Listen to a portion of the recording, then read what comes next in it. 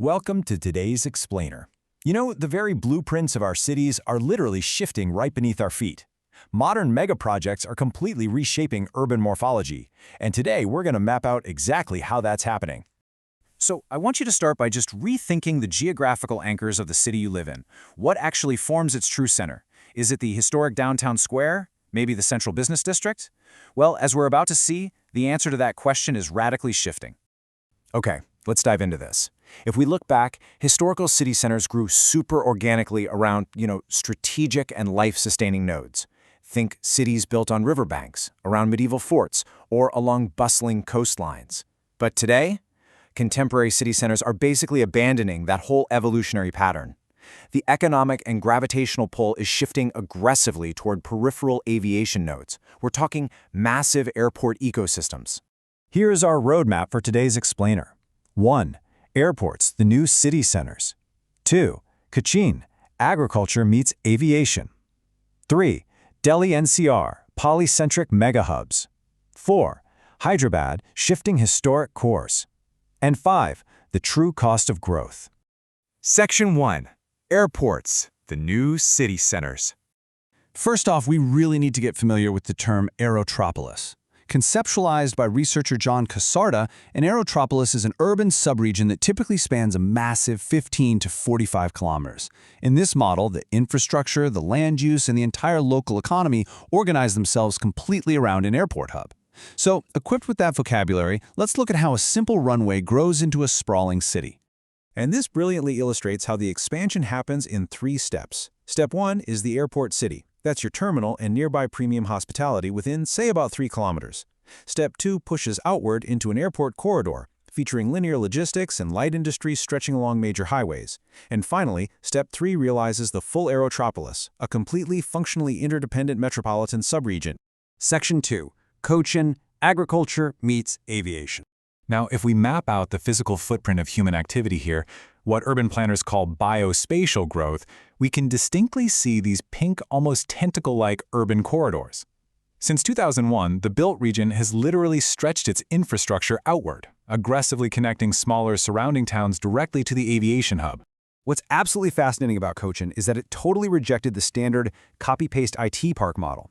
Instead, Cochin International Airport leaned heavily into Kerala's unique coastal tourism and agricultural economy. By integrating global aviation with local agrarian markets, a local artisanal spice producer can now reach European markets within a dizzying 24-hour air logistics window. I mean, that's a real game changer. And the economic impact on the immediate geography? It's been staggering. Land values within just a 2-kilometer radius of the Aero City shot up from roughly 50 to 80 lakhs per acre back in 2010 to anywhere between 3 and 6 crore per acre today. That is a massive appreciation, driven entirely by proximity to the runway. Section 3. Delhi NCR, polycentric megahubs.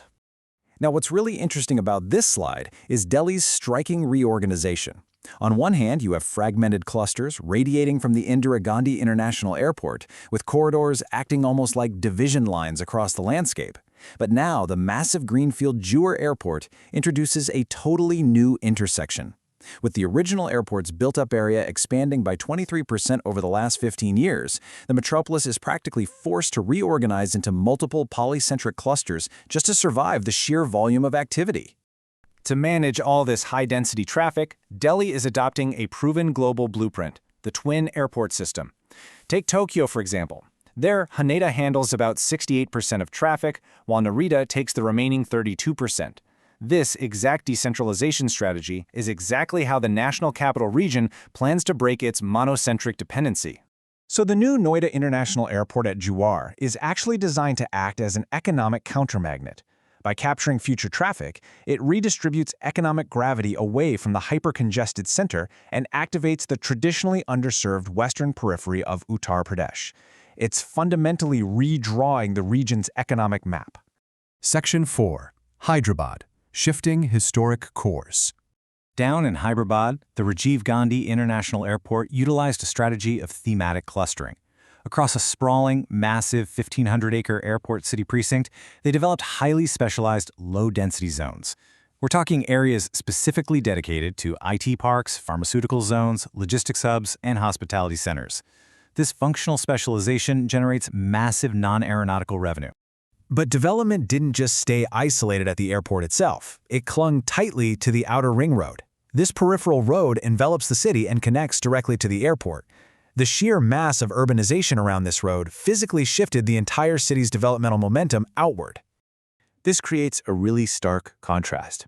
Hyderabad's 400-year-old historic core around the Charminar retains incredible cultural vitality, sure. However, the commercial and economic center of gravity, that's decidedly relocated to the airport corridor. Historic centers effectively become cultural museums while the real money moves to the fringes. That new peripheral corridor has seen land values appreciate by 60 to 100 times, completely superseding the historic core's previous commercial dominance. Section 5. The true cost of growth. So the crucial point is, regardless of the regional strategy, whether it's agricultural integration in Cochin, polycentric expansion in Delhi, or thematic clustering in Hyderabad, the thesis of unchecked, staggering land speculation holds true across the board. Look at this. Land value multiples are growing anywhere from 6 times to an astronomical 100 times their base value in just over a decade. But this data also exposes the friction between formal megaproject mandates and local realities. We are objectively seeing the creation of fragmented, divided urban forms. Severe speculative inflation makes land entirely unaffordable for everyday locals. Without integrated planning authorities, commercial returns frequently take priority over the welfare of displaced agrarian communities, placing immense environmental stress on surrounding farmlands and green cover. Which leaves us with a really powerful provocation to conclude our analysis today. How can emerging economies balance the undeniable, massive economic power of the Aerotropolis with the necessary welfare of displaced communities and the environment?